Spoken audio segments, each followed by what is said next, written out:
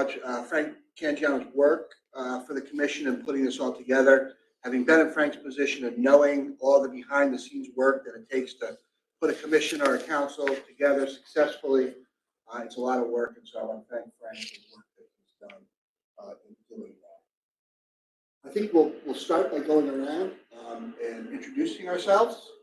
I know the commission members are pretty familiar with each other, but we may have some new faces. And I want to make sure that everybody knows who's in attendance.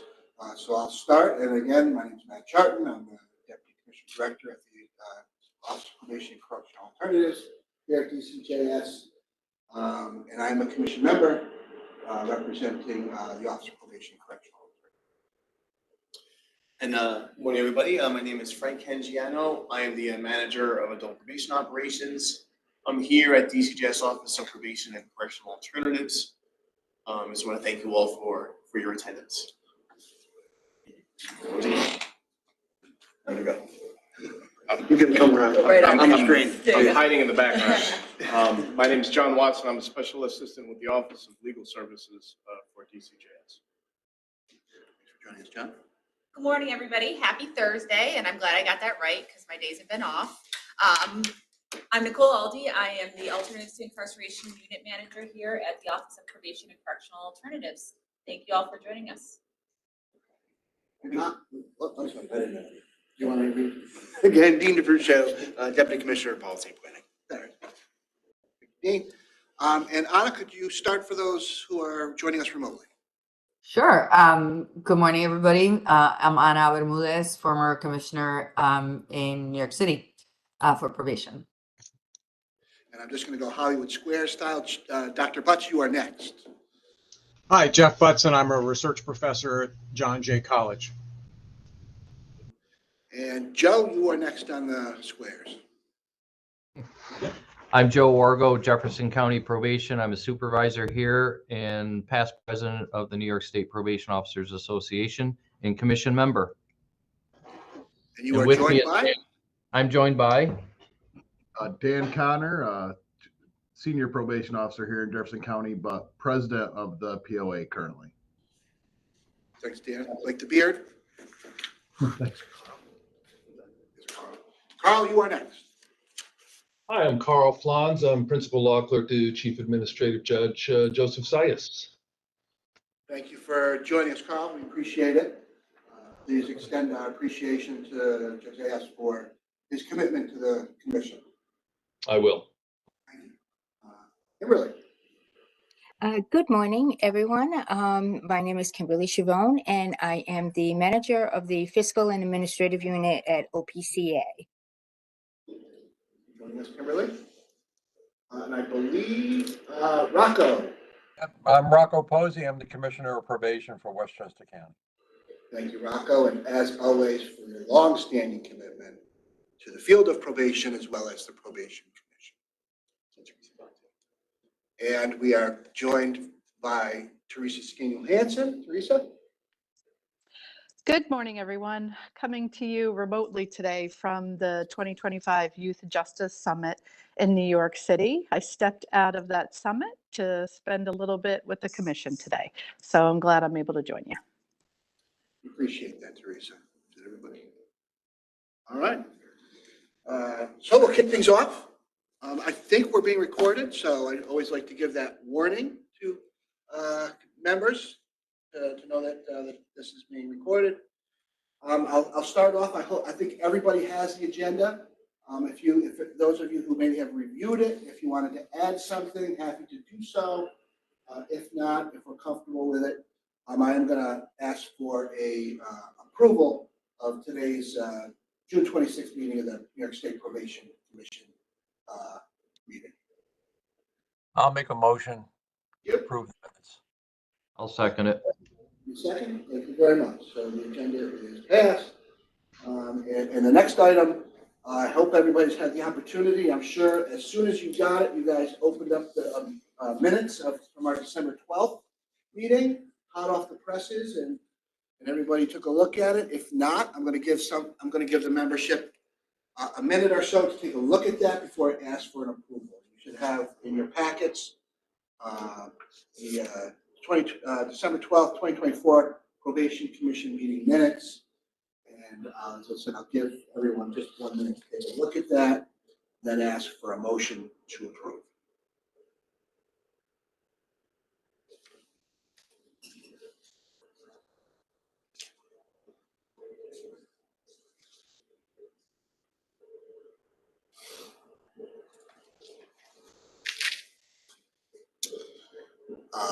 Having given the opportunity to take a look at those minutes, does anybody have any changes they would like to make?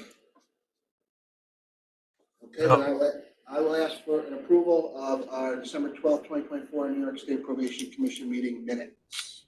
So moved. Second. Thank you very much. All right, so those minutes are approved. Before I turn it over to Frank, who's going to talk about item number 4, I just wanted to take a minute to reiterate really the kind of refocus that DCGS has taken on the Probation Commission, really pushing out to the membership what they would like to see in terms of how this commission operates and in terms of what this commission's focus should be. I think our December meeting really reflected that. And so I just want to say it again, that this Probation Commission is really here to advise DCJS on what's going on in the probation field, as well as items that are popping up that you think DCJS should be supporting or focusing in on, taking a look at. So I really appreciate last December's meeting where we were able to have a really good discussion, which really resulted in some practical things that we'll talk about during this commission meeting. So thank you for that. I just want to make sure that I mentioned that I really enjoyed the meeting, and really that's what we'd like to see this commission, we'd like to see this commission proceed. So Frank, I'm going to ask you if you want to just cover number 4. Sure. Thank you, Matt. And just to let everybody know too, now that the approval of the December 12th, 2024 minutes has been done, the minutes will soon be posted to the DCGS public website on the public domain for people to view them about a week or so.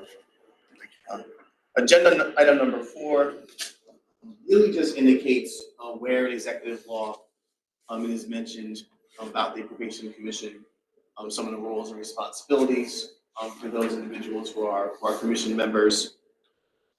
Executive Law 243 talking about our own offices, regulatory oversight on local probation practice, as well as 246, which speaks to state aid for probation services. I'm not asking you to review the executive law again. You probably have memorized it at this point. At least a number of times you probably have looked at it over the course of your careers. But I just think it's very good just to have it as a reference for all of you moving forward during these meetings. Just in case there are any questions that come up as to what the role of the commission is when it comes to probation practice. So that will be something that will be almost like a constant agenda item for those executive law references. Thank you, Frank. And does anybody have any questions or comments? Okay. Hearing none, and I want to acknowledge Teresa taking some time out from her busy day down in New York City to join us. So I want to get her items up front so she can get back to the work of youth justice innovation. And as a result of our December meeting, there are 2 items that really kind of popped for us. One was a longstanding item that I think probation has struggled with, and that is youth detention. And the second one was the impact that probation supervision can have on young people who have been convicted of a gun-related offense. So those were 2 work groups that resulted out of the commission's discussion. And Teresa was kind enough to chair both of those groups. And so I'm going to ask Teresa first to update us on the probation supervision for young people with guns. And Teresa, I turn the floor over to you. Okay, thanks, Matt. So let me start by just thanking the commission for the conversation that began in December. Since that meeting, we have been able to expand discussions related to young people with gun offenses. We may modify, how we label our group, but let me first share some of what has come together in the last couple of months. Thank you to Anna Bermudez as a representative of this commission for joining that work group and contributing to those discussions. It's been really helpful to have your perspective and insights, Anna. So that's much appreciated. This group that's been convened also includes not just OPCA staff, including Frank's team that has the GIVE initiative for the adult side of gun-involved, probation-involved clients, but also DCJS's newly reconfigured Office for the Prevention of Gun Violence is represented within our group, as well as the Office of Court Administration. We appreciate Rosemary joining those discussions and in fact continue them outside of the monthly meetings of this work group. As well as Onondaga Probation is represented in the discussion as well. So as this group has come together, we've been doing a lot of brainstorming around what is our objective, and I think that we're still defining that. But we know for sure that we want to be able to share strategies across the youth probation field about how to safely maintain youth in communities, while we also are elevating practices that are most effective with higher risk youth, and sharing information about partnering with stakeholders that exist within those communities. So a couple of ideas that have already begun to take shape. One is partnering with the Office of Court Administration, and Rosemary's been a critical partner in this, to reinvigorate our partnerships between the probation field and OCA in some training environments. So we've got some conversations that are evolving in training spaces for court personnel, judges, and others potentially. So we're continuing discussions to become involved again in judge trainings. There's dialogue around youth part and separating out a little bit about youth part functioning and really thinking about youth part, which is where our, gun involved 16 and 17-year-olds will at least initiate or originate jurisdiction, but rethinking, reinvigorating the design of youth parts to really realign with problem-solving court models, which I believe youth parts were originally intended for, right? That probation is part of a team. And in fact, under Raise the Age funding, several of our jurisdictions had probation personnel specifically funded for high volume youth part jurisdictions. But to reinvigorate those conversations, both on the probation side as well as the youth part and family court side of the stakeholder system. So we're excited to develop those opportunities with OCA. So more to come on that, not only on the training component, but like I said, reinvigorating the problem-solving court design of youth parts in each jurisdiction. We've also talked about SNUG programs and other credible messenger programs, and how we might be able to support dialogue between the disciplines of probation systems and credible messenger programs in communities. So one of our initial next steps is that OPCA will be submitting a workshop proposal for the SNUG conference that will occur in Albany in November. Right now, our focus is to share as like a training topic for credible messenger staff, more information about what probation is in New York State, evidence-based practice, So we have some staff in both the juvenile probation operations team and Frank's adult operations team developing that concept out more fully for submitting as a workshop and talking about, what would those conference attendees like to know about probation. So we think that's another exciting opportunity to begin to build some kind of common dialogues between the disciplines and support both probation and credible messenger programs in their distinct roles. We're also exploring other ways that we in OPCA can maybe look into training options for probation staff. Anna's been super helpful in that. Anna, I just got your emails from this morning too, so we'll talk offline.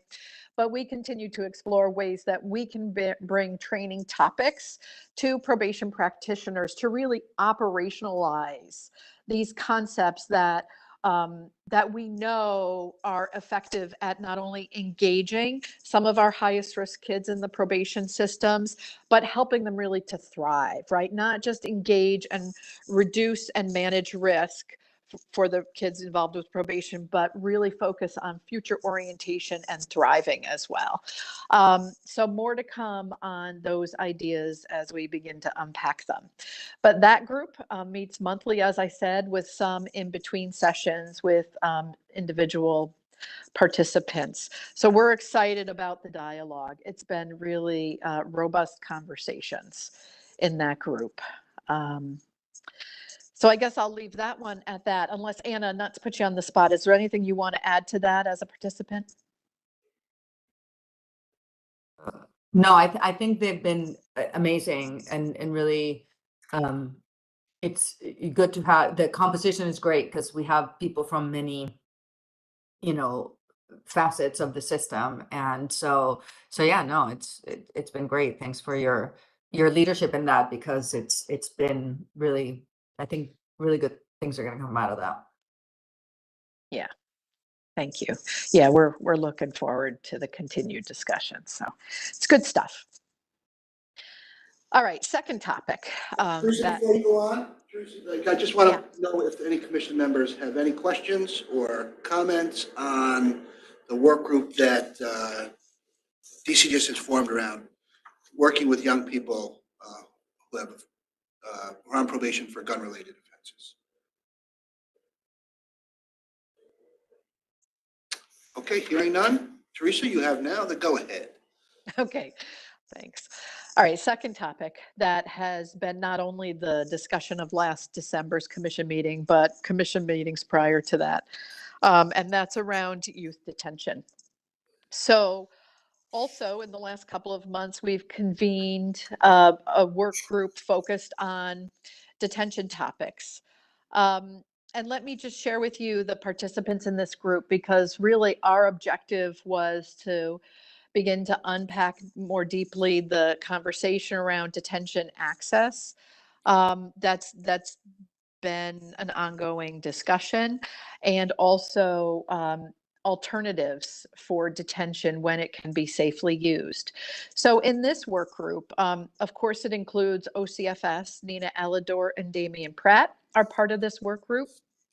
It includes us from OPCA, a couple of us, and we include 4 probation departments because, as many of you are aware, on the juvenile or youth side of the legal systems, it's a little different in how it can be constructed, not only to operate and manage detention facilities, but to facilitate access to those facilities when it's ordered by the family court judge or youth court judge, as well as a police admission. So we've got participation from 4 probation jurisdictions that represent a slightly different model of how detention is accessed across those jurisdictions. So Rocco, thank you for involving Westchester in that discussion and representing kind of your unique construction of detention down in Westchester. So we're real happy to have Westchester probation. In addition to Westchester, we've also got Monroe probation involvement, Cattaraugus, and Warren counties. And not only just probation representative from those jurisdictions, but other involved stakeholders in those jurisdictions. So local DSS in Cattaraugus is part of the discussion, as is their youth bureau, because their youth bureau has a role in detention in that jurisdiction. But Monroe also has their detention administrator in our work group, as well as their juvenile justice coordinator, I think is Barbara's title. I always get that wrong. Sorry, Barbara. So it's nice to have the diverse representation as to how youth detention is accessed across those jurisdictions. We've also had conversations with OCFS about capacity building and get updates each month from OCFS on the construction of additional beds. And we've gotten, just for the commission's awareness, the Westchester, which certainly Rocco can speak to, is increasing from 38 to 62, I believe. Rocco, does that sound about right? Beds? Actually, we're at 24, our Okay. max. All right, and we're building, we're going to attempt to build, a new facility that will immediately house 60.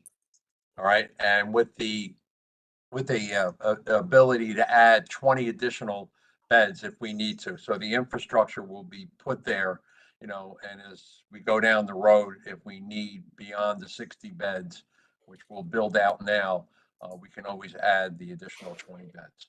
So that's the size of the facility. But the good news about that facility is not, the number of kids that we can have, but what we're going to be able to do with those kids, once they're in the facility. The program space that's going to be available for us to, bring in all these meaningful programs that could really help these kids out is what I'm most excited about that we're going to be able to do. Even though we've been able to do some great things at Woodfield right now, we're very limited, because of the size and the age, of the facility. So, and we are making progress. We had a great meeting this week with OCFS and SEOC. We going over, some of the 75% drawings that we have right now. And of course, there's always tweaking going on, which we all agreed needed to be done. So, hopefully we'll be able to get shovels in the ground before you know it. But I think that's still about a year away. And then you're looking at at least a 30-month, building, construction going on. But, we should have the building up and running, by sometime in 2029, hopefully. Great.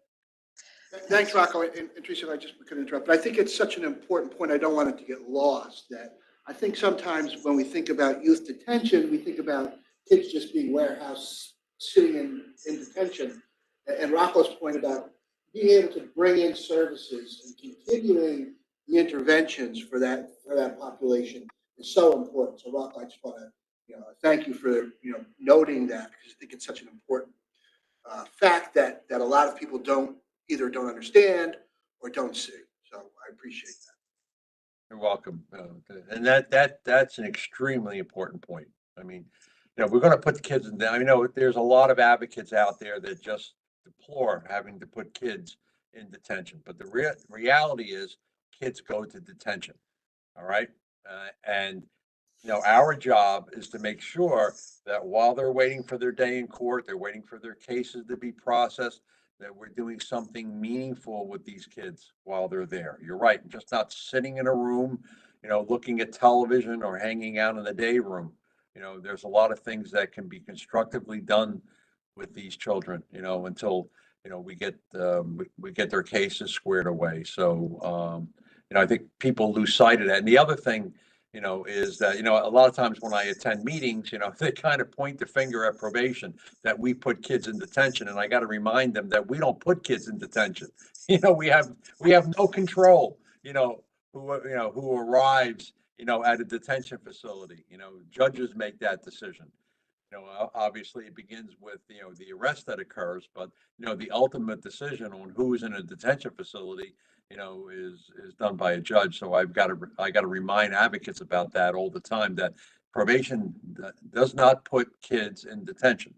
We just, have to monitor them. So. Yeah, thanks for making that point. And that has also been a point of discussion in this work group too. And we seek to have representation of OCA in the work group to be able to bring, that judge perspective into the conversation. So more to come on that representation as well. But the group has begun to really have a lot of dialogue about all of the I guess, challenges that are experienced across the jurisdictions. We've been talking about where there may be programmatic holes with regard to alternatives to a detention bed when a youth could be safely maintained in the community, where there may be programming needs. We've begun to talk about funding of those, which makes it especially important that OCFS is at the table to be talking about the funding options available on their side of the system for that purpose. We've got another conversation scheduled with a model down in Dutchess County where they're using a runaway and homeless youth facility as a non-secure detention option in their community. So the group is exploring options that probation may be able to bring to conversations in their communities when probation has a voice in those decisions. So lots of exciting topics coming up there. I think I've covered the gist of what that group has been addressing. We've been looking at data, and part of the conversation that has evolved is one of the trends that OCFS is seeing currently with a rise in the JD population, ages 13, 14, and 15, actually having an increased use. So non-raise the age kids are increasing in detention bed usage, which is a worrisome trend. I guess I'll use the word worrisome, but something that we've also begun to discuss in our work group, and we'll see if there's a place to unpack that topic inside of this work group as well. Any questions about the detention group? I have one, Teresa. Sure. When you talk about services and programs for kiddos that are in detention, I'm assuming you're speaking specifically to like counseling, maybe whether it be mental health or substance abuse or sexual offending or whatever the case may be. What other kinds of services and or programs is the work group considering? So Joe, this work group isn't really considering services in-house. Rocco can speak to that for Westchester because Westchester Probation has a unique role in the administration of their detention facility, unlike most other New York State jurisdictions. So our work group isn't necessarily focused on the programming inside of detention, but we have begun to talk about programming as an alternative to detention. What are the things? This is kind of how the conversation went in the last monthly meeting, Joe. It was, when a judge makes a decision to order detention, either in family court or even in youth part, what are they uncomfortable with in the community? Why are they making the decision to detain as opposed to release, maybe release with programming or other conditions of their release back to the community? And this group has been talking more about the latter of those. What are the programmatic needs that would perhaps have a judge be more comfortable releasing a young person back to the community during the pendency of their case? Does that make sense? Yes, and but it also is aligned. It seems to be aligned with like the STSJP programming, funding, alternatives to detention, all that kind of programming discussions as well. It sure But is. we have that. Yeah. But of course, being in a rural county, we're much more limited than other counties that may have more resources for sure. Yeah, and that's an important point, right? So I guess the question I'll leave you with, Joe, is to think about because we have a lot of rural counties across the state, right? The question to think about and it is really, what would make a difference in a rural county like Jefferson to not have a judge feel like they need to use detention for those kids where they can be safely maintained if X, Y, and Z existed. And even in a rural county, right? So what would it take for that to be able to exist in a rural county? Think about that. Like that's the kind of discussion we've engaged in, and I'd love ongoing feedback about that from you all. And Teresa, we did talk about, even if a issue like that popped up, even if somebody's not part of the group membership, we could have people come in and present or raise issues and give them a forum to discuss with the work group any issues like that they'd like to discuss. So keep that in mind, Joe. Sure. Two things I'd like to talk about, Matt, for a second about detention and what's going on. And Mary Fischel is here too with me because Mary oversees, not only our family court activities, but also the, detention activities. Let's talk about the type of kids that are going into detention.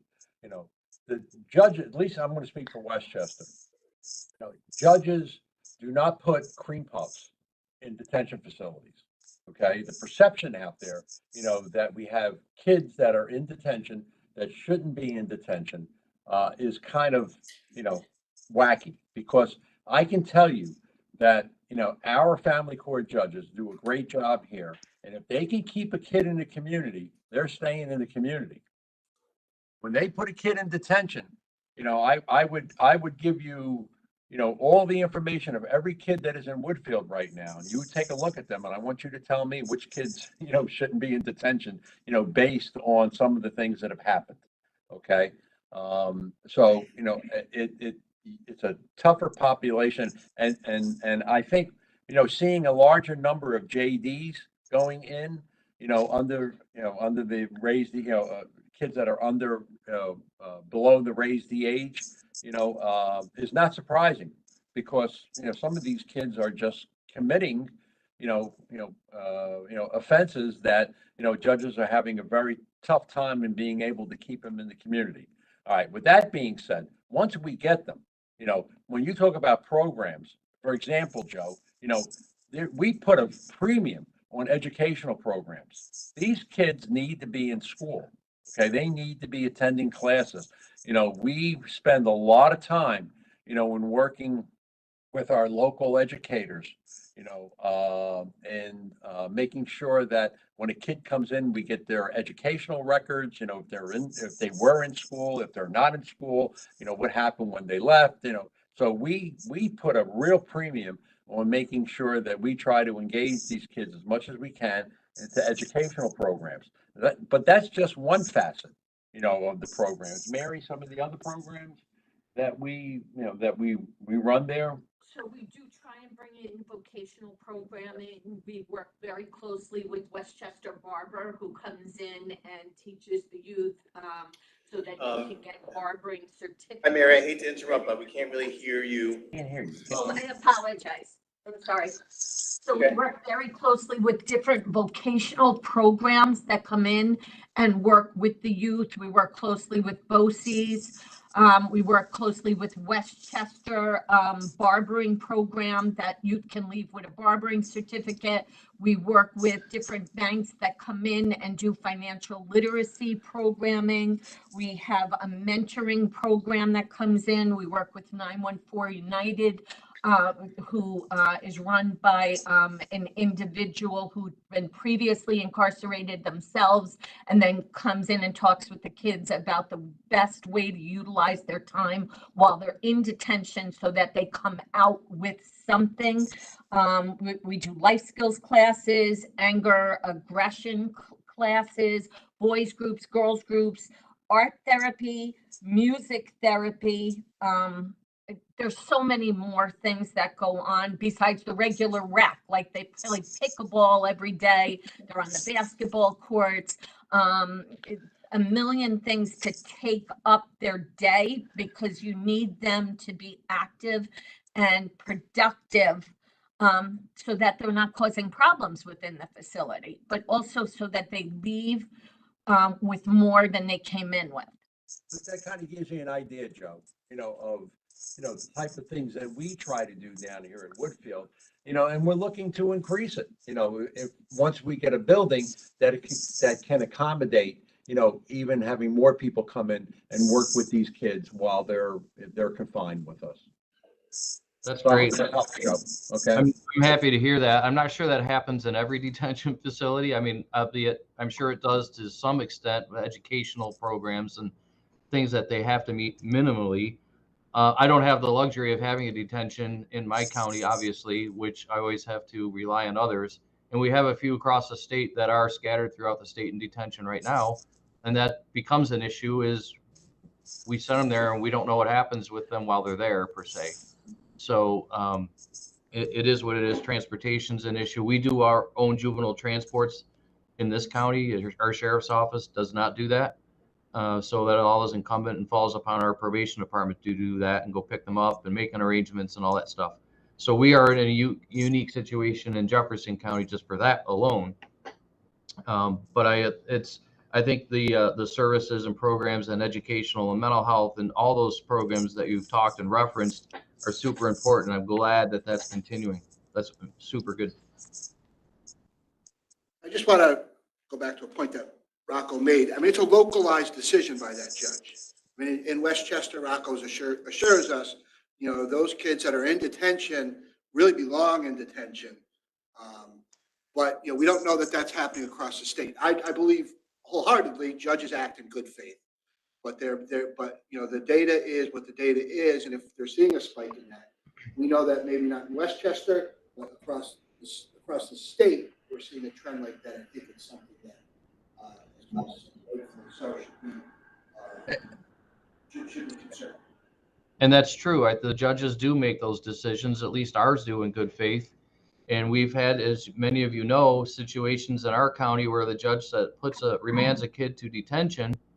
And we tell the judge even beforehand, there's no beds available in the state. I don't care, it's your problem. And we end up babysitting a kid in a hotel until we can find a bed. And that's happened to us on more than one occasion, and we'll just leave it at that. So that's another side issue. Yeah. And another thing to remember is just because a kid is in detention doesn't mean they're going to placement or they're going to wind up, going to a correctional facility, if they're at that age. We try very hard, to work with the court when we're preparing our reports, and the judge has to make a decision on whether it's placement or whether they can go back in the community. If there is any chance that we can get that kid back into the community, we're going to try to do that, through a combination of intensive programming, supervision and anything else that we need to do to try to convince the judge, to let that child go back, in the community. And, we've been pretty successful, in being able to get a number of kids out of the facility, back into the community. But as I said earlier in this conversation, some of the kids that we are seeing coming into the facilities have committed some very serious offenses, and I think the judges are kind of limited, and we're kind of limited on what we can do with some of these heavy hitters that we get sometimes, kids that are really, ganged up, that are involved in, a lot of very serious activities, and are actually, dangerous. So, I mean, it's kind of limited in trying to get them back into the community. But if we can get a kid back into the community, and they're on the fringes, we're going to take, we've been able to work with the judges, to take, that chance of putting that kid back into the community and have us try to work with that kid. All right. So that's what our model is. Like you said, I can't speak for the rest of the state, what's going on or what's going down, in New York City. But, and I know when Anna was there, I know she kind of felt the same way. If we can keep a kid in the community, we try to do that. So. We've had a couple of times recently involving detention where a kid was a raise the age kid specifically that's going to our youth part, and the judge did a 6-5 split with them, which if you're gonna put them on probation anyways and get services, why do it? It's very hard to take an adult criminal court judge, applying that to youth and understanding that if these kids need services, let's get them services. And so that getting away from the punitive so much and doing more of the education and therapeutic and programmatic things of that nature. It's a tough shift for some of these judges, I think. And I think that was a great point, Rocco. I just want to offer too, Teresa, heard that you said Warren County Probation is on part of the work group. And just per our conversation with community resources, just Washington County Alternative Sentencing and Youth Bureau represents a very rural county, Joe, and they do a lot of work with JD and youth part individuals. So that's a community piece that may be beneficial to this work group. We fund them for our pretrial services and tasks, but again, they do a lot of work with the youth area. So that may be a place for opportunity to see more community based organization involvement. And I'm sorry, somebody else said something, sorry? I just said, okay, thanks, Nicole. Okay. I thank you, Teresa. I know you're on a time limited schedule here with us. Appreciate you making the effort. I'll just close, I think we've talked a lot about this issue and the words that we hear a lot out of judges and courts. And one of the things our detention work group was kind of missing was an OCA representative. Carl. So we are going to reach out to OCA and see if they would be a willing participant to join our work group. I know Rosemary for our other work group around probation's impact on gun-related individuals has been very, very insightful, very helpful. So if there is somebody from OCA, and Carl, we're certainly not asking you to pledge anybody now. I don't want you to think I'm putting you on the spot, but I do think that OCA participation in that work group is really going to be beneficial for where we go. Sounds good. Thank you. Any other questions? Okay. Thank you. And Teresa, thank you again for taking time out of your day.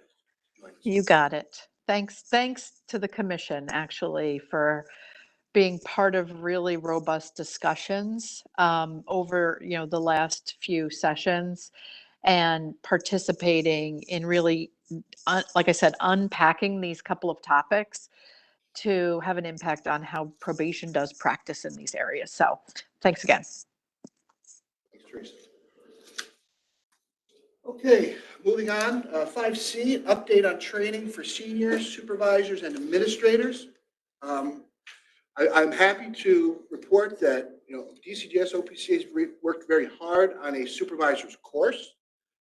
We are in the finishing phases of that course, and we hope to get it out. I had to publicly, Joe Popkin, our executive deputy here at DCJS, put me on the spot yesterday and said, Matt, when will we see this in a regional tour that we were at? And I said October. So that's going to be September, October is going to be the time when we pilot our supervisor's course. And I think that was the result of the statewide work group. Go ahead, Anna. I'm sorry. No, I just was wondering if it was shareable or we could take a look at it. Of course. The Sure. curriculum. Yeah.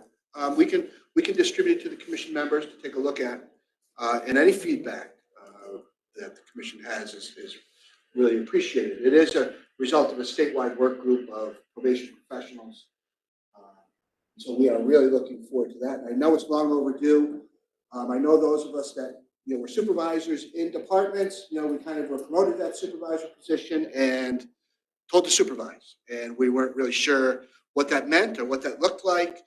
This will really provide some uniformity in supervision of not probation supervision as we think about it, but a supervisor of probation officers. This will give some uniformity to that approach. And so I really appreciate OPCA, Patty Clements training unit really working hard on that.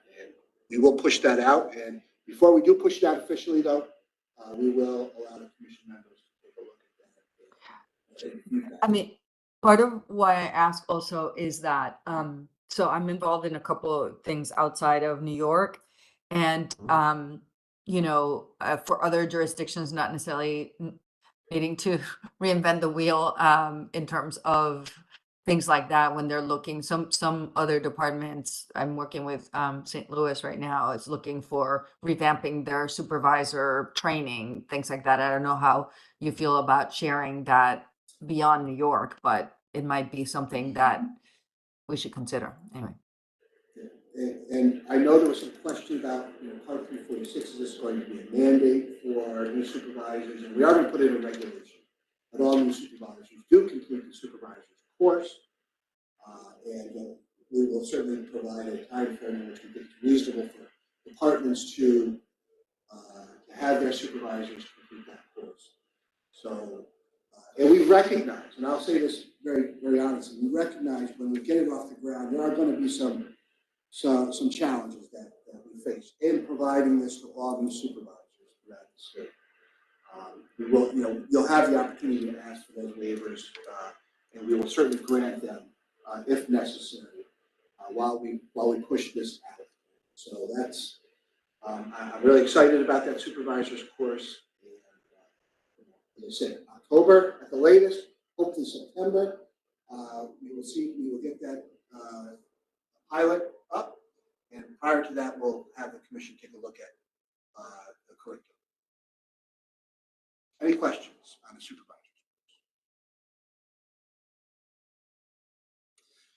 The next thing, executive leadership. DCJ and OPC had put on an executive leadership program for new directors or new administrators. And the first thing and having attended many of those, the first thing I asked Patty Clements is, where's the leadership components of this executive leadership? This is more of an overview of what OPCA and DCJS does. So we are revamping that. And I think OPS, our Office of Public Safety here at DCJS, has some relationships with some executive leadership vendors. One is through the FBI, and that's where they send their chiefs of police and police department administrators. And I had a lengthy discussion with Mike Bonds, the deputy commissioner there, and Mike assured me that the executive leadership program that they put police chief through is not police centric. It's very little about policing, tactics and policing, things like that. It's 99% about leadership. So I asked Mike if we could reserve one seat in his upcoming leadership series that they're going to do. There's a little bit of a time commitment. I think it's 4 days and then 3 weeks of 4-day training.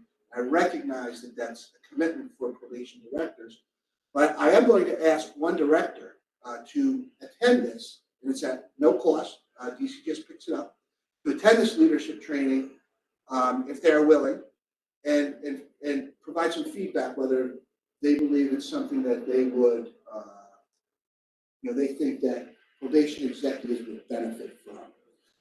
So instead of giving just an overview of what OPCA does, which is important, and we're going to do it, and we're going to start doing it remotely to save directors travel time and expenses, but really begin to provide some leadership training to new probation directors coming into that position.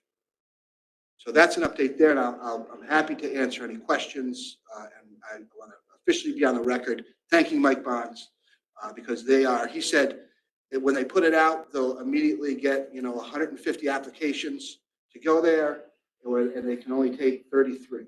He's willing to provide us one seat at their expense to have a director attend that. So, any questions?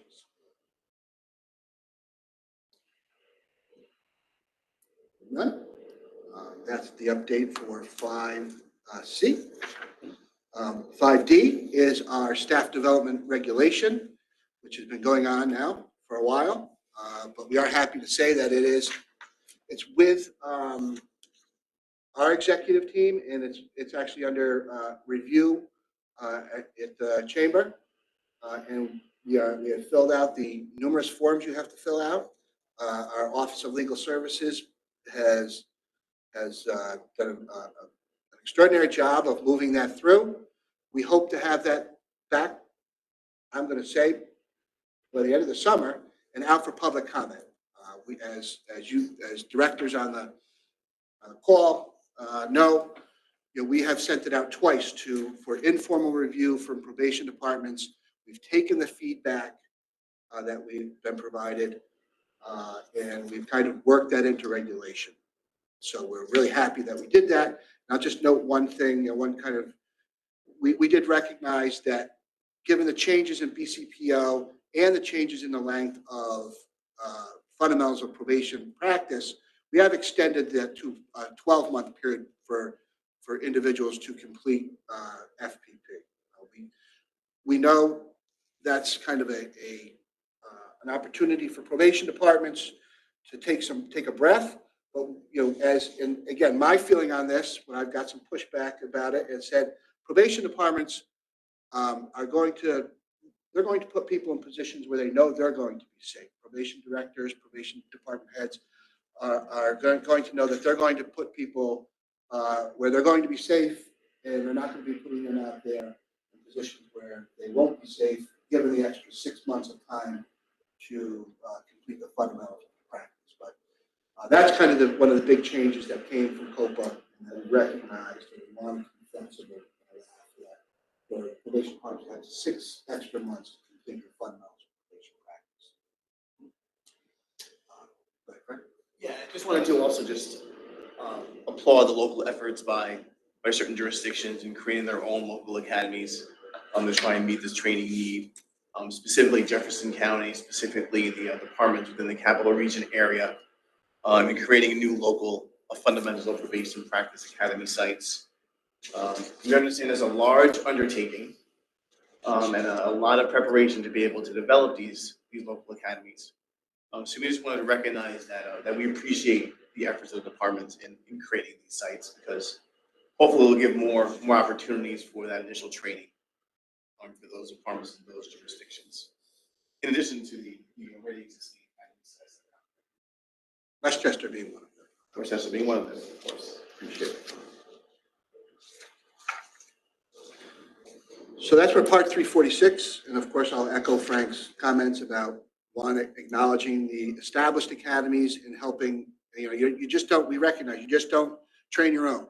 You open up seats for surrounding departments to come in and be trained in fundamentals, and that takes the burden off of those counties that really struggle to send people to Albany for the length of time that is required to complete the fundamentals. Thank you, Frank, and thank you for those counties that are willing to step up and try to give it a try. I think Jefferson is locked and loaded and almost ready to go. Questions?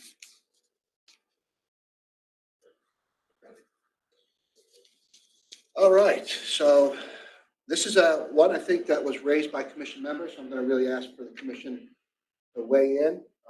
207C benefits for probation officers statewide. I think this was on our agenda last time.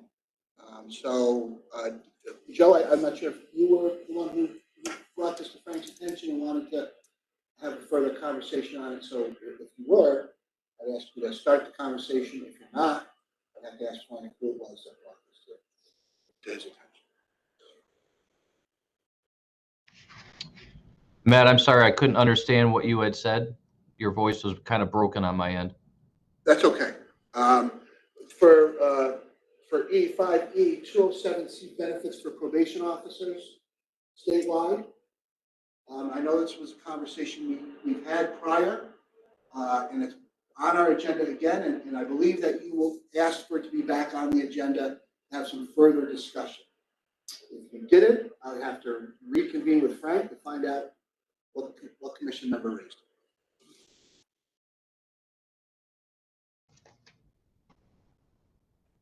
Yeah, I think it was just a matter of is there any changes to it? Any more updates? I know we had a lengthy discussion on it obviously last time, and I don't want to lose sight of it because it is an important issue. I'm not sure there's really been any changes in it since our last discussion, though. Yeah, there hasn't been any changes since our last discussion. But, we have, we all were introduced to John Watson from our Office of Legal Services. I asked John to be here just in case there were any changes the commission felt they wanted to see, and how DCGS could support the commission's efforts in doing that.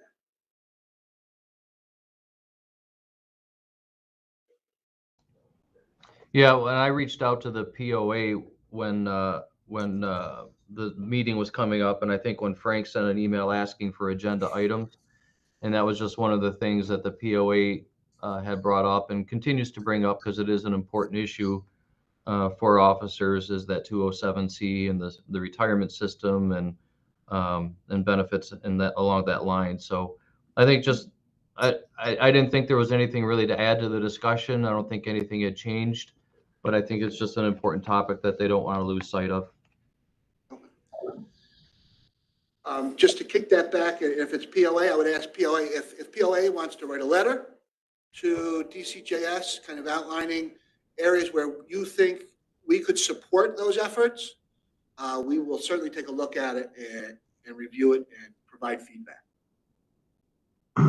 Absolutely, we could put together something and send it in. It's the same thing we spoke about at that last meeting. Is it seems like our big stumbling block is not getting it to pass through the houses. It's getting it to get across the governor's desk. So we will put together a letter of support for that from our group and send that in, and just any help we can get in the fight for it. It's just we went again this last February and met with different legislators and just really kept pushing the issue. So I think it's just a matter of time before it breaks. Okay. Thank you, Dan. Thank you. In addition to COPA and POA, pushing the agenda for those two items for the probation world, I think that a reach out to CSEA, to the unions is important because it's a contractual issue. And I think, and I've been told, many times that, I've been asked, what's the union's position on this? Because when, counties negotiate contracts, with the union, and our POs are represented either by, CSEA or whatever, it needs to become an item, at the contractual, level with the union negotiations that go on within the counties too.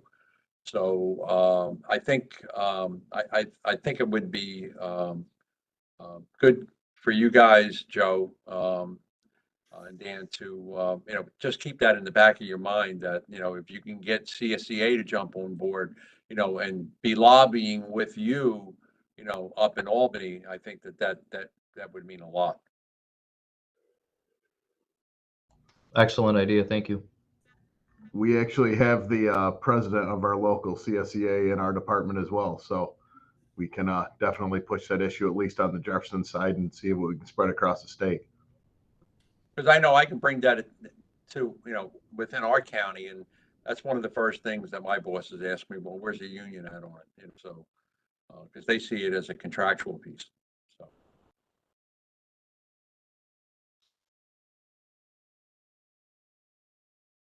Thank you, Rocco. Any other comments or questions? Okay. Mm-hmm.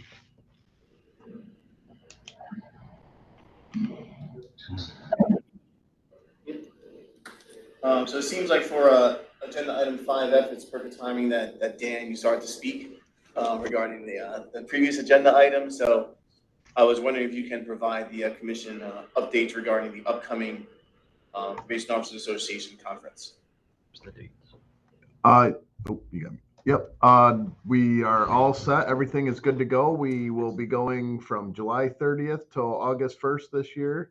We were able to sit down at our last meeting and hash out all of the workshops that we'll be looking at. We have a full slate. We actually lots of assistance actually from you guys coming in and teaching a few different classes for us, which is always great. And just kind of a real wide variety. We went with the supervisory track and a few other things, and a lot of officer wellness type things as well. Great. And how are the registrations going so far? What was that? How are the registrations going so far? Last I heard, the registrations we're doing all right. I haven't gotten a finalized number yet on that, but I know the notices came out for the OPCA scholarships. We had some of those right here in our own department. We did the raffles for the POA scholarships as well. Anytime we change location, this year being a new spot down in Fairport, we always seem to get a good spike in numbers, get a new crowd, and we've always had a ton of support through Monroe County with our stuff, and I know we have a lot of people coming in for that as well. Great. The one thing I'm happy to announce to the commission is that the DCGS press office is going to join us at POA to cover the award ceremony for the probation officer of the year. Hopefully they're going to do some interviews with probation officers.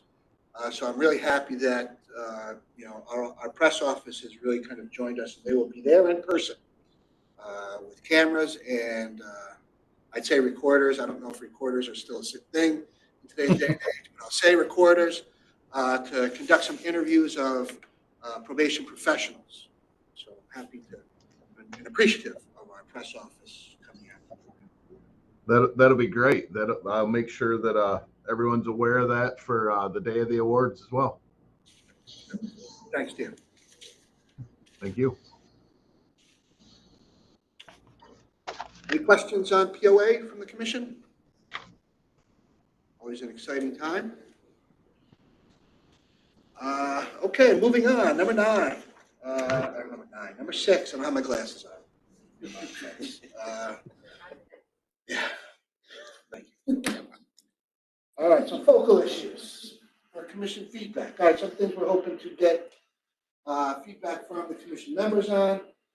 First one is something that OPCA set as a goal for 2025-26, and that's to assist local probation departments in officer recruitment and retention. And I'll acknowledge Dr. Jeff Butts has been part of our conversations around this. And so we recognize law enforcement in general has struggled in recruitment. We heard it yesterday from both police departments and probation departments at a regional tour that recruitment has been a struggle. And certainly we know the probation field hasn't been immune to those struggles. And also, just as importantly for me, is retention. Once we get good officers in, we want to keep them. And I know this kind of may go hand in hand with Bill 7, the law, but I think it's important for us to begin to assist probation departments in recruitment efforts. And so what we've done initially, we've begun to develop relationships, and Dr. Butts has been very beneficial, very helpful in that space with John Jay. We hope to expand those to SUNY and CUNY schools through relationships both here at DCJS as well as through John Jay, to really get probation departments into colleges where near graduating or recently graduated students who meet the criteria of entering the probation profession can be exposed to what probation is, what probation does. I think there's a myth out there of probation, and I think some of it was earned in terms of what we do. When I was a probation officer back in the 90s, I talk about this. I had 4 questions: same address, no police contact, are you working, did you use any drugs or alcohol? And then send the person on their way. We know today probation is very different. It's all about client engagement. It's all about making an impact both on individuals, on their families, and their communities. And that's kind of the message we are really going to try to get out to, students who are near graduation or recently graduated. And we realize that, using the university or college system is just one way to do that. We've started kind of an informal group here at DCJS to look at other ways we can reach potential candidates to enter the probation field.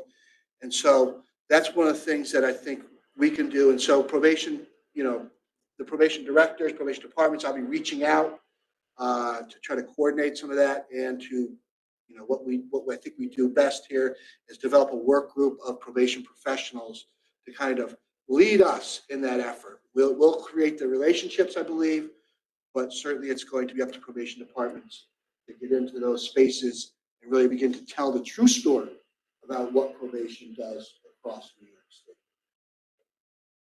That's in its infancy, I will admit, but I'm certainly willing to answer any questions or thoughts on the best way to proceed from the commission. Matt, down here in Westchester, we're doing a lot of those things already, with recruitment. I mean, we try to attend all the career days that we can at the schools, and try to educate people, the kids that are getting ready to graduate, out of the college. So we do a reach out. The other important thing I think we do is we kind of work with, the local universities and John Jay, by allowing, kids to come here and do some internships, with us. They're unpaid, but if they can get credit for it at their universities, we run an internship program to try to expose, these kids to what probation work really is like. And then we've actually, hired, some of the, the interns, that we've had here. They've gotten hired and they've gone through the academy and they're working right now. I think, one of the difficulties with the recruitment, though, is the issues around 207C and 25-year retirement. There's no doubt about that. I mean, we can't compete with police and corrections, when we get a lot of these kids that are graduating saying, I can go to work for the police and retire in 20 years. I'm still only going to be 40-something years old, and I'm going to be able to collect a pension and, and develop another career. Same thing with, people who go to corrections, that's 25 and out. We can't compete with that. We got to tell people, well, you take a probation officer's job, if you're just coming out of college and you got to work till you're 62, or you can retire, you got to work 40 years. You can't compete with that. And these kids know that. So that's why, that's why I've always said that the 207C issue and the 25-year retirement, really, it's more than just getting the benefit, for our staff right now. It's also for the future of probation, for us to be able to recruit and compete. Yeah. Thanks, Rocco. And I've always looked at that as kind of a retention issue. I mean, from my experience, probation was kind of a stepping stone. You went to probation for a couple of years, got that experience, and then you went because you went to parole or you went to U.S. probation. That 25 out is certainly something that would be beneficial to keep good officers in your department.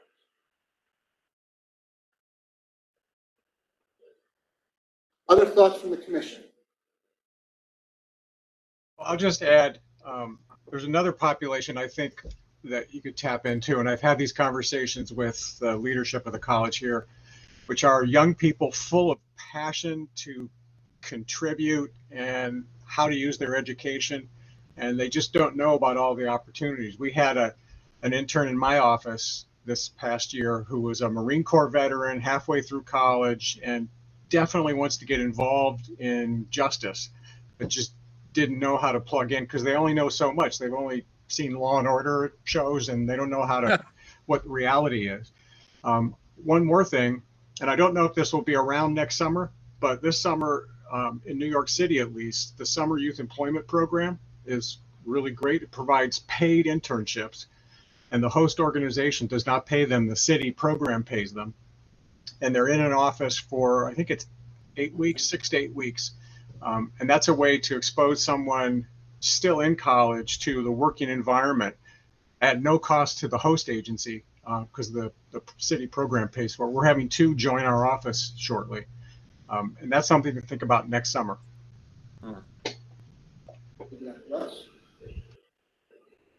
Hopefully it is around. I'm just gonna keep quiet. That's all I'm gonna say.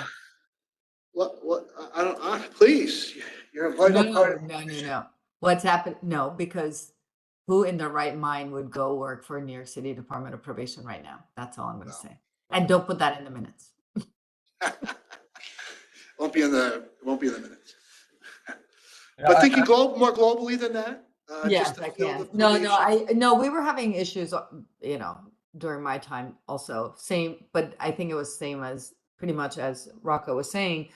So if you had looked at our attrition rates, they look normal, but there was a feeling in the agency that no, something's wrong because too many people seem to be leaving. But when you looked at the global, it wasn't that it was that we were losing a significant number of the 1 to 5 probation officers years in.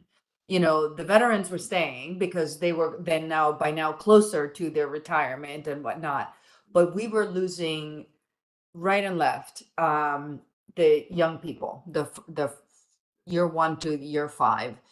And so, it was partly salary and partly the retirement stuff they kept telling us. So they would leave to corrections or NYPD or, parole and whatnot. And so we were trying to work some of that out with some, we had a proposed, oh gosh, which I had retained it. We had made a proposal actually to the city's OMB that was rejected, but but I thought it was really clever. Our finance people did a great job to try to create an incentive, kind of an incentive program for the 1 to 5ers.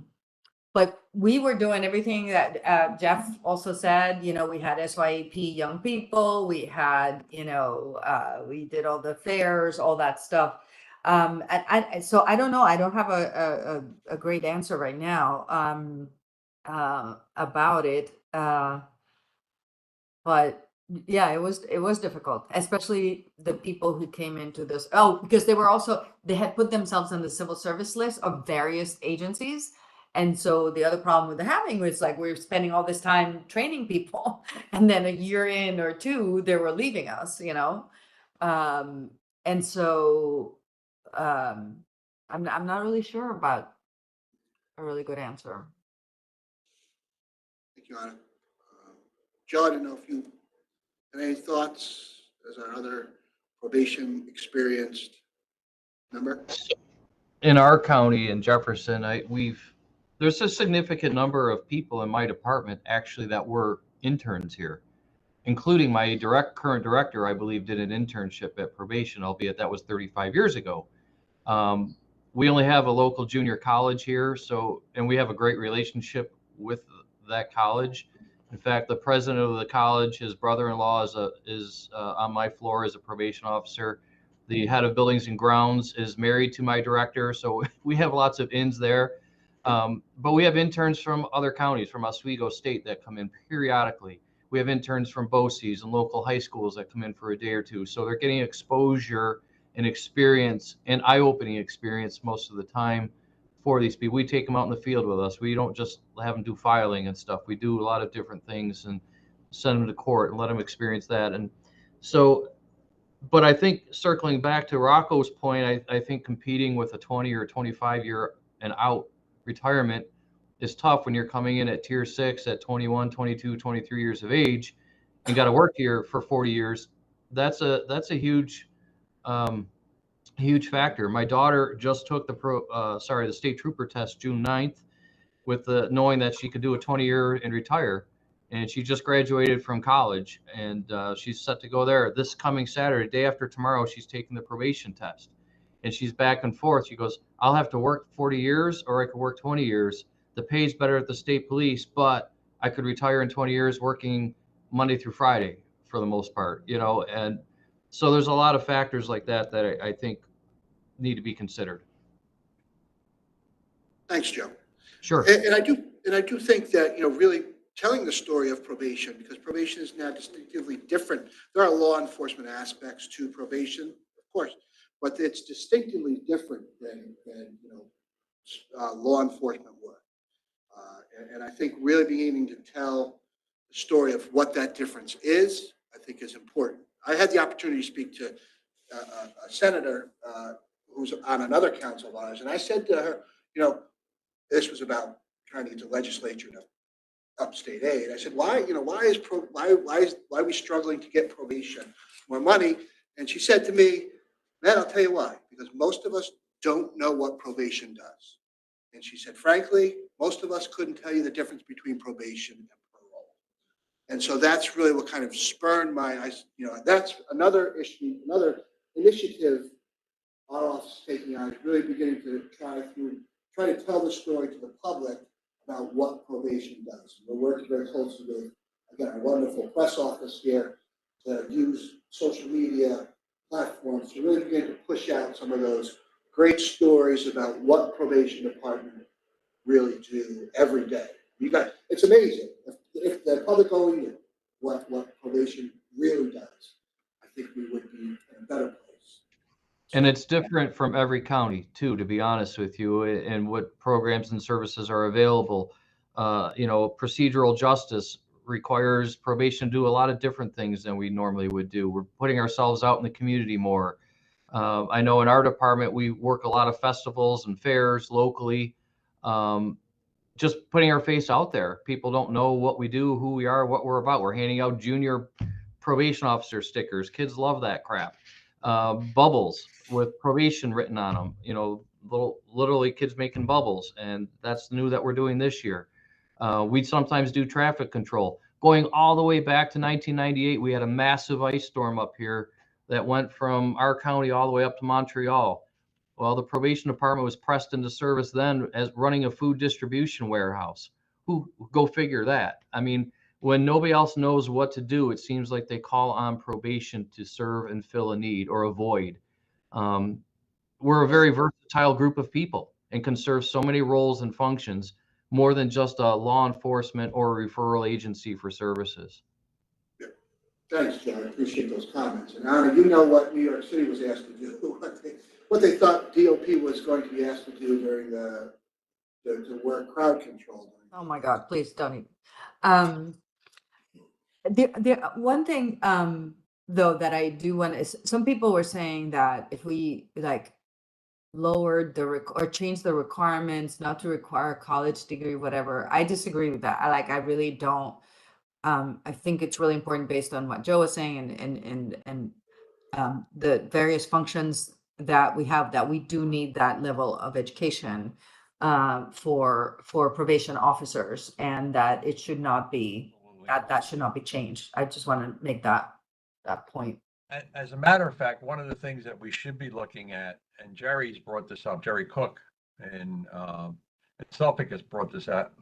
Do we want to expand the educational pool by, not mandating that they got to have 30 credits in the social sciences? Right. Is that really necessary? Because we do have people that want to apply and they're getting rejected because, their college degree didn't include 30 credits in the social sciences, and I agree with Jerry. That part.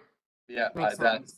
that should be Yeah. really looked at, and that should be taken out so that we can get a wider pool. I mean, if you get a college degree, you got a liberal arts degree, you're looking for people that can think, you're looking for people who can write. That's what you're looking for. You don't have to have courses in criminal justice, or in the social sciences in order to become a good probation officer. It's helpful. It gives you a jump start. You have a great understanding of it.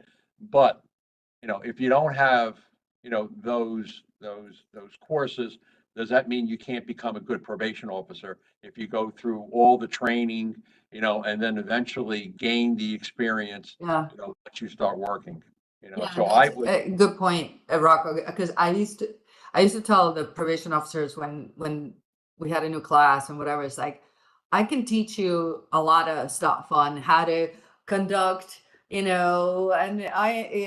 investigation or this or that, or make an arrest or do this or do a home visit. What I cannot teach you is what you need to have already is like your belief in people, and that people can change, and that people can do the right thing, and that all that stuff. If you don't have that, like, and you have all the other stuff, it's not, so this department's not for you, kind of thing, Right, you know? exactly. So, Those are excellent points. That educational piece is a good point, Rocco, that, yeah. a lot of people are precluded from the job because of the fact they don't have those social services, educational, and I don't know who sets that standard. Is that a union? Is that the state? I'm not sure. I think it's civil service. Is it civil service? I think somehow that needs to be pushed up to that chain and revisited or reevaluated to expand our pool. And the other side of that is promotional tests. I think I've experienced in our department, and probably most of you too, very little, how do I say this carefully? Very few times people are promoted based on merit. It's all whether you can pass a test or not. That test, right? And if we've had some very good people that were excellent probation officers with interpersonal skills, all the skill sets that you would want, whether it's as a leader, as a senior, as a supervisor, as whatever, but they couldn't pass the test and they were stuck in a rut, or they took it provisionally and then still couldn't pass the test and get demoted. And that's an awful thing to have happen. So it's a double-edged sword, and I'm not sure how to resolve that.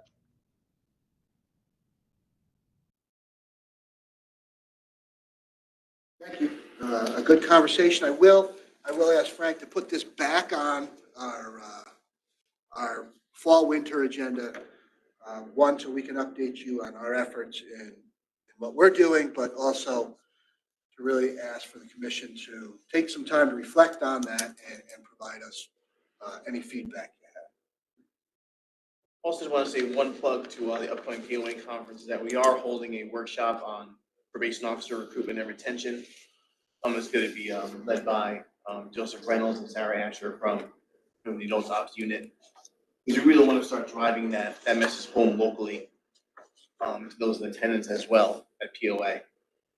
Because quite honestly, the best feedback we're going to get is feedback from the field as to recruitment and retention. So just want to put a plug out there.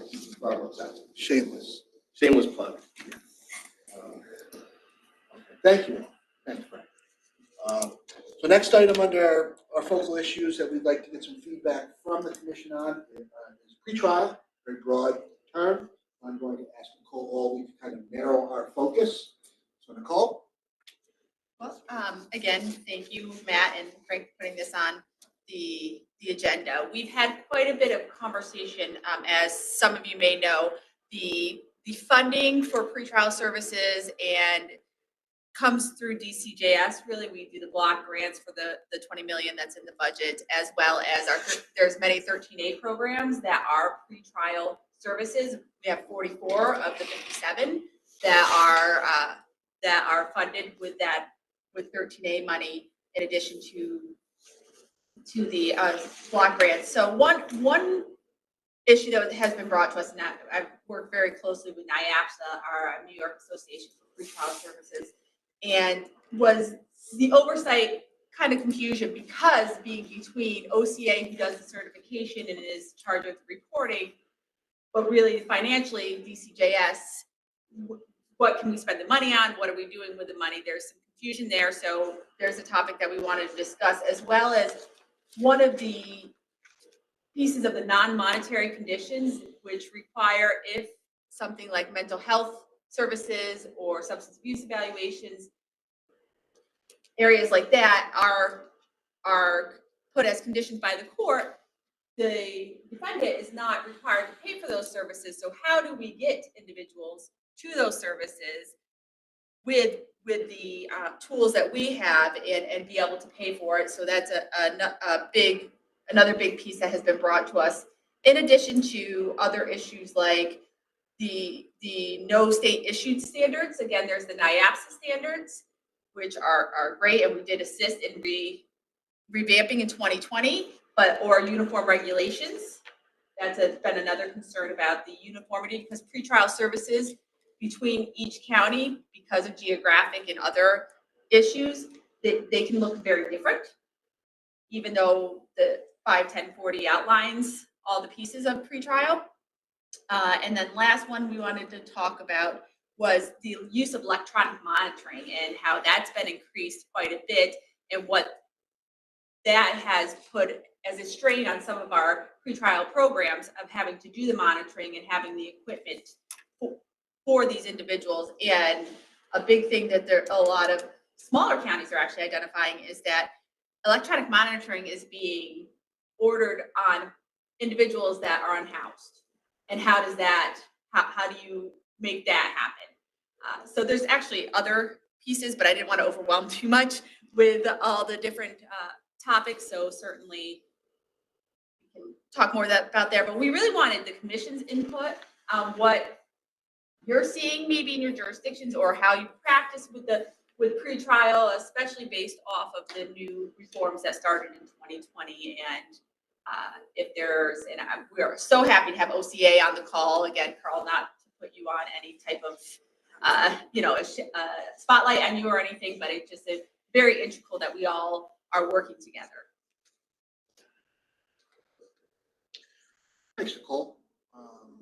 So I know that not everybody here is a probation professional, but the use of EM for a pretrial, I know has been, I've heard from departments that it's kind of a strain on their resources. So if Rocco or Joe, if you want to maybe start us off there in terms of your pretrial and the strain that, or any challenges that the pretrial population has put on probation departments. And Joe or Rocco, if you want to start there.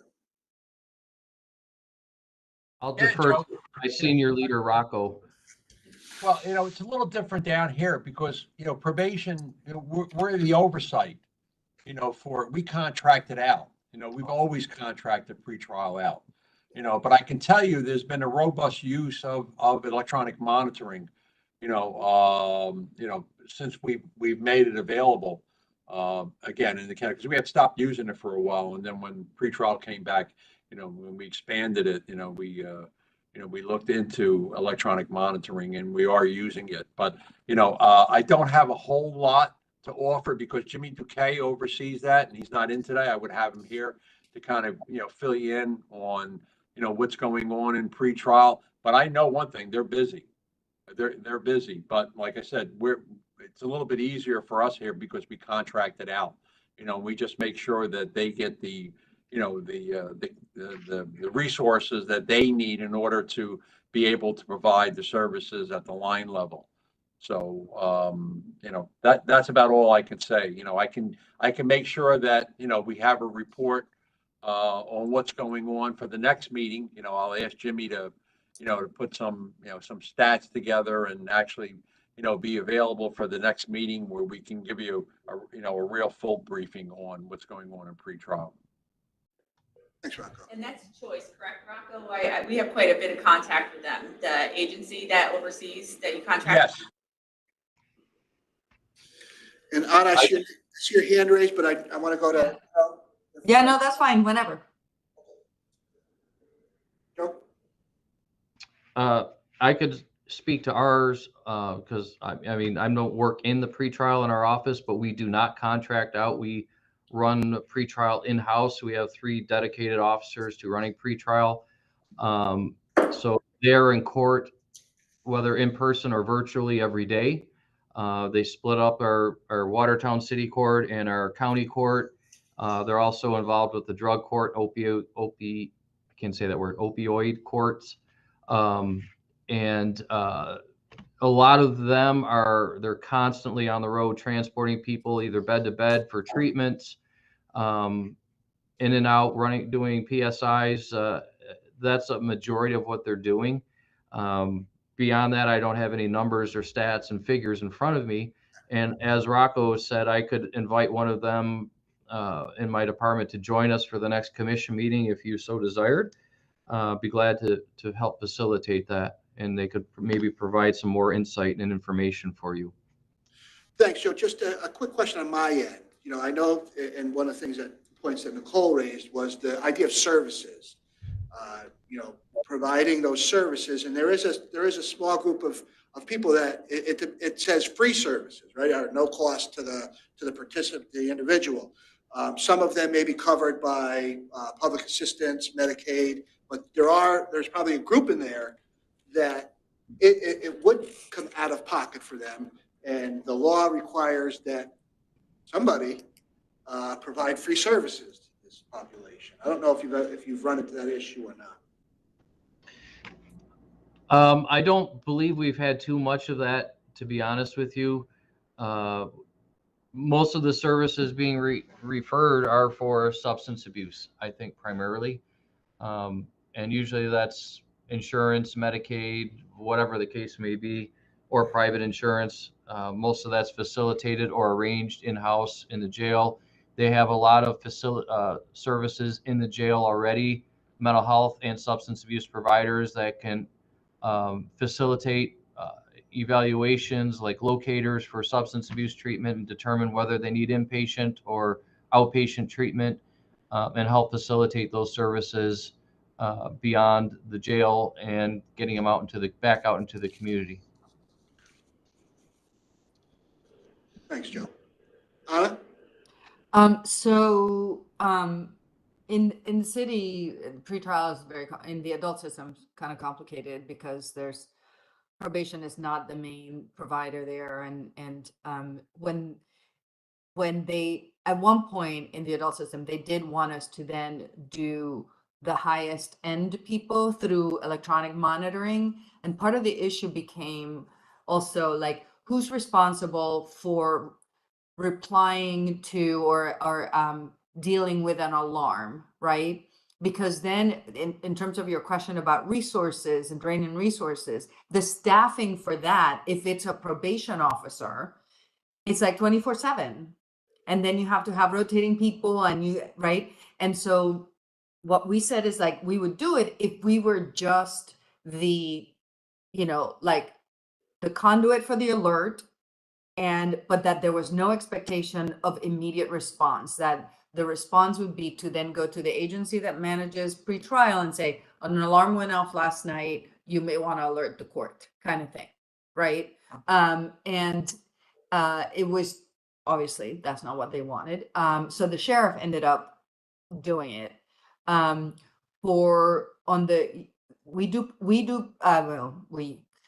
Probation in New York City at least used to do pretrial for the young people and the youth part, and that was a whole unit of probation officers. It was not 24/7, but it was close to 7 days a week, and the model was really great because then we subcontracted, and I can't remember where the money came from, with some agencies that were providing our AIM program, which is like Credible Messenger Mentor, for the young people. And so each young person in our pretrial was paired with a mentor in the community. Since they were only accused and not convicted, we couldn't force them to, do services. We could just offer, but then we felt like the best thing we could offer really was this mentor who could then channel the young person into whatever services they needed, or keep them, keep eyes on them when we were not around, because they were people from the community, things like that. So that was the experience that we had. I do want to note too, just something, Anna, that you reminded me of too, is I think this I'm not sure if it was around when you were heading DOP, but there is the Office of Pretrial Services under the mayor's office now. Was that around when you were heading? Yes. I think that was an evolution of the pretrial work. The mayor's office of criminal justice sort of decided that they were going to do that, and we were never brought. It was one of those like whatever. They didn't bring us in for any discussions or anything to discuss how probation could be involved. We created a whole plan of how we could be involved, and we were willing to take on the people that they weren't willing to take on, because initially they wouldn't take young adults. The 16 to 24s were not part of that pretrial services process. And also then they had some scoring system or something that, they wouldn't take certain people. And so we had agreed to do this, and we created a whole plan and whatever, didn't go anywhere. And then they created a specific office for that. Thank you. And Rocco, were you in a similar position where you were getting the alerts, but not responding, and certainly not responding in a 24/7?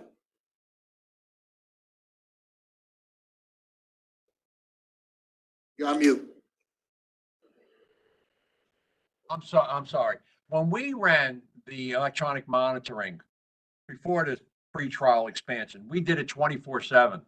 I had people working around the clock because, as Anna said, when you have a program like that, there's an expectation that if an alarm goes off, you're responding to it immediately.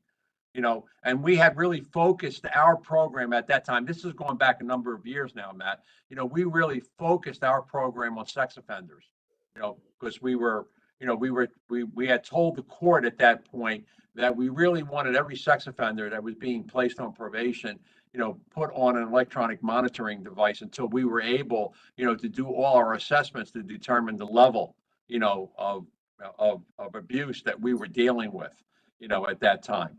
So that's why we wanted to make sure, that if an alarm went off, it was usually a sex offender case, that we were responding around the clock. Okay, although we did have other cases in there and we treated them the same way, but that was the gist of our electronic monitoring, program. I know that the program that we have now in pretrial is not that. Okay, it's not I believe it's not a 24-hour program. Okay. So in terms of what you do now, Rocco, the choices or the vendor that you're using, they Right. do all the monitoring. They do it. hookups, Yeah. Yes. rules? Okay. Thank you, Joe. Thank you, Rocco. Go ahead, Joe. So my comment is following along with Rocco. We do electronic monitoring, and we made one of our changes about a year ago to our electronic monitoring program. Again, we're a smaller county, so maybe we have some more flexibility. We're larger population-wise, larger counties don't have that ability. But when we have like a strap tamper or somebody violates an exclusion zone, that our dispatch will get notified by the company, as well as the probation officer, as well as our probation director and supervisors. There's kind of like a tree set up, but after regular business hours, our 911 center will get notified, and they'll send patrols out to actually check on the client if they actually cut off the strap or attempted to mess around with it. And then we'll often also send out the officer if it's after hours. It doesn't happen often, but it has happened a few times. And there was a bit of a learning curve for our dispatch center to say, like, who's this? What are you calling about? We don't understand. So it took a little bit of training and learning on their end as well as ours to massage that system. But it seems to be working okay. I can get more information on that too. I'm just going to ask OCA, Carl, if you don't mind, just from your perspective, challenges that your office may have in the pretrial space. Well, I can't say that I'm really up to speed or familiar enough to offer anything meaningful right now. But I'm certainly open to hearing from all of you as to what we can do to assist. Okay. Do we have any suggestions? Suggestions for OCA or in general? OCA for Carl. Yeah, one of the big pieces is we're hearing courts like county courts and such, and city courts that are really oversaw by OCA tend to have a more uniform approach. And whereas it's the village and town courts that may not have such uniformity, which is a large piece of, especially upstate, issues with pretrial, and also with the electronic monitoring piece that we were talking about. There's been a lot of, it says in the law 60 days, and then if it has to go back in front of the court to extend that on record, that electronic monitoring, and that has been something that has not always happened, and or when 60-day comes up, the court, it's not clear if the court assumes a person's going to continue, or if automatically the pretrial services agency should take that anklet off of the individual or whatever they're utilizing, how that works. So it definitely would be helpful with OCA just kind of on the training front and having conversations between judges and the pretrial services agencies on how those pieces will fit together, how we can make that work a little more seamlessly. So more clarity and uniformity with respect to the 60-day rule? Yes, that's definitely a big one, as well as then we're talking about the non-monetary conditions that cannot be covered by insurance and such, how to handle those between what the court's ordering and what can the pretrial services agency actually do for the court to help the person satisfy that condition. If I can make a recommendation, it might be a good idea, I don't want to speak for Carl, but maybe you should put something in writing. If you can put a quick note together so that he would have, the issues, at hand, and he can share it with, his folks at OCA. I think that would be helpful, right, Carl? If someone were able and willing to do that, that would be a huge help. Yeah. Sure. You happy to do that? Absolutely. I know NIAPSO certainly, again, we've worked very closely with them, and I think they have a running list, so we can reach out to those individuals as well. Okay. Thank you. Thank you. That'd be great. Anybody else from the commission want to speak on pretrial? You're not thanking Paul. The next item, and I promised that we would be done by 12, and I'm happy to say that we are certainly on the road to finishing up by 12.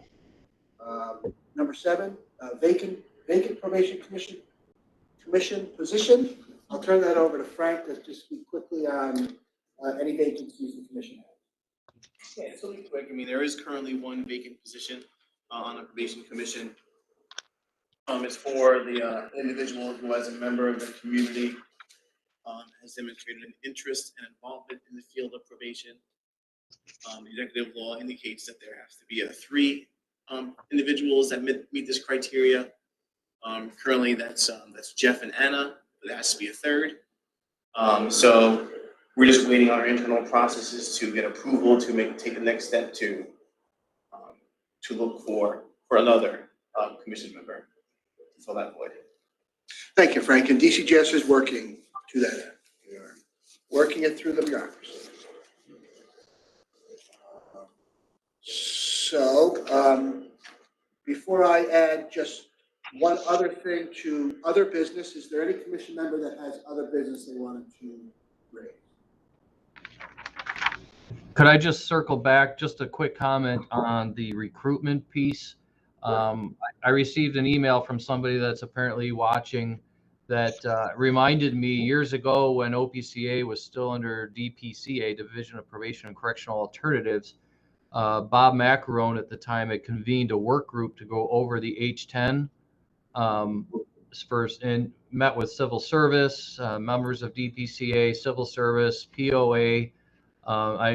He believes some directors were also involved in that, so that might be something worth visiting again to talk about that recruitment piece. So I just tossing that out for there. Thank And you. We still remember that was a long-standing committee, I think about 10 years until it actually amended the H-10. So that was certainly a work group that probably did start at DPCA. Right. But we certainly, be clear, DCGS is a big believer in, being driven by the field and anything that we do, and we would be certainly developing a work group with probation professionals in any space that the commission recommends change in. Anything else? Anybody? Appreciate that, Joe. Yep. The only other thing was I've sat in on a work group with the Yazi CE integration work group. They finished phase 1 of that and beginning phase 2 now.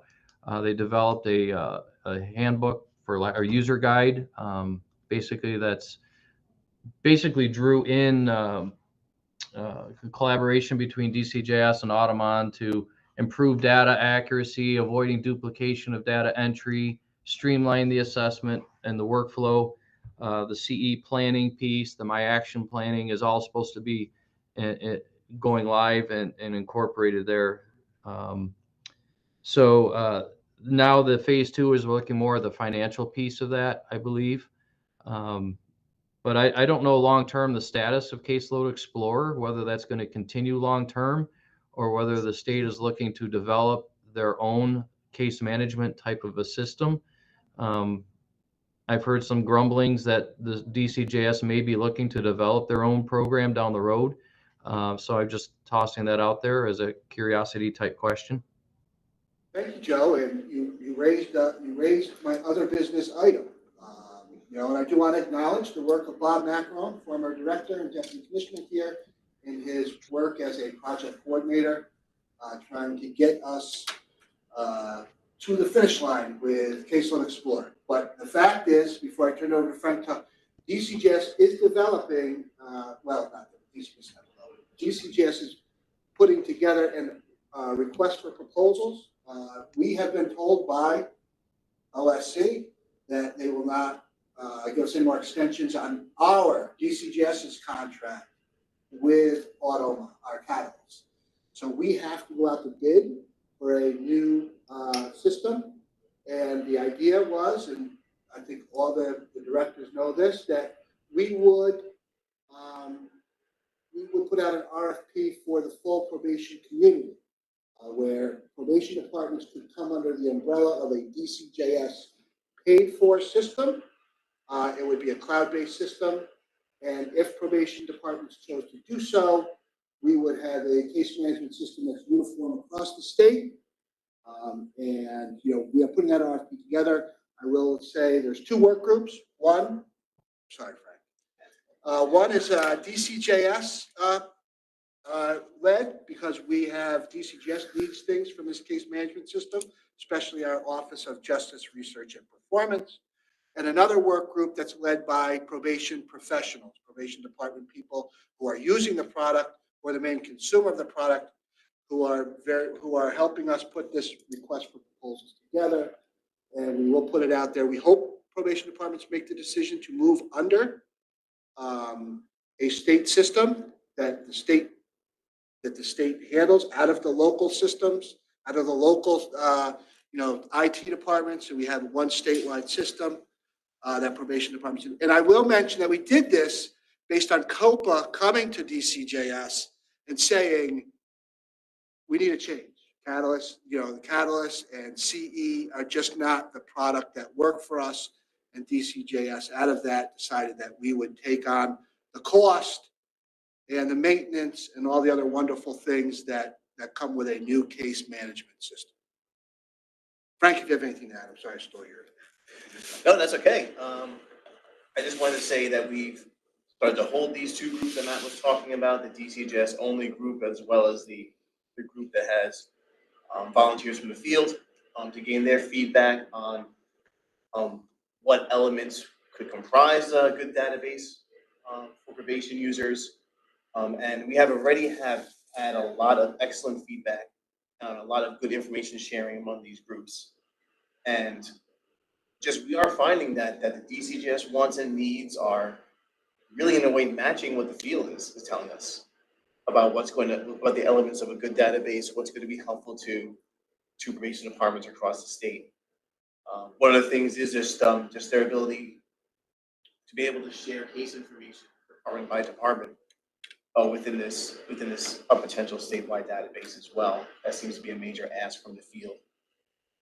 So that's more information on this to come. I can't really talk too much about the RFP process as a whole, but we'll have more information during subsequent commission meetings, and we'll keep the field apprised of any updates when it comes to this as well. We do hope to have the RFP completed, in 12 to 18 months, and out the door. We've gotten some extensions from OSC for DCJS's continued work with Catalyst.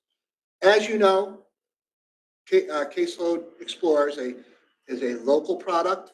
Each department has their own contract with Catalyst, so they can continue if they choose to work with Caseload Explorer, and I assume Catalyst will put in a response to the other. So, Anna. Yes, so I have a lot of feelings about database systems. And so I was number one, wondering whether I could, talk to somebody or be part of any one of those committees. But nonetheless, I did want to say that one of the most important things I think for our new system is that it incorporates a really good case management module to it that is not a like checkbox or whatever, that is much more. I mean, Caseload Explorer had a decent one with CE planning, but it was disconnected from a number of things. Anyway, like there were a lot of problems with that, but it was a decent. And Matt, and you remember all the work that we did in trying to create a template for the state for case management, that kind of stuff. So, and especially that integration, it's taken forever, right, to get the Yazi integrated. We were able to integrate the LSIR and the YLS pretty quickly, but those kinds of things are really key so that officers don't feel that they're doing extra work by having to cut and paste stuff, that it's all anyway. So if anybody's interested at all in my views, I'm happy to give them, but. Thank you, and I'm sure we will be. So. And Anna, just to let you know too, that came up as a concern as well from the feedback that we received from the field. Not only the integration with risk need assessments, case plans, but also the integration with current state databases, right? Hypers, things like that. Right, yeah. And the fact that, and I was part of all those conversations at COPA at the time also, definitely. Because also one of the problems Catalyst is, or CE, was that it wasn't keeping up with the times. So much is done now through, phones and tablets and that kind of stuff. And, there are systems that if the person made an appointment, they could take a picture of themselves in front of the place or inside the place and send it to the PO as proof that they'd gone to the, things like that should be part of a much more, seamless process. So just send us your vacation schedule of the summer, Anna, so we can make sure that we work around when you'll be available. So. I'll make myself available. Well, thank you. Any other comments on case management system for probation? All right. Well, that would conclude the agenda that we have. And so I will conclude by saying thank you to the commission. I will have one ask. If I'm always open to positive feedback, not positive feedback, positive in a way that I want to say, Matt, you suck, this should be done totally different. But positive in a way, if you think there's things that we could be doing better as the commission, or better, in terms of how the process of this commission, in terms of agenda items, things like that. Certainly, we're open to feedback, and I hope that the commission members will provide any feedback that they think will help this commission really, reach its mandate and really impact what we really want to do is impact the probation profession. So, please, please, please, please, don't hesitate to reach out to me if there's something that you think that we should be doing differently or better, or not. And so I just want to say that. Otherwise, thank Dean, Frank, Nicole, and John for joining us here, and certainly thank the commission members that have joined us remotely. I think our next meeting is for December 11th. We'll try to get a Outlook calendar appointment out, so that'll be reserved on all your calendars. Recognizing that we do like to have people in person, but knowing you're all very busy people, and we do appreciate your participation, whether it's remotely or in person. Dean, would you like to say anything? Good, thanks. All right, good. All right, thank you, everyone. Have a great summer. Thank you. Thank you. Bye-bye. Thank you. Quite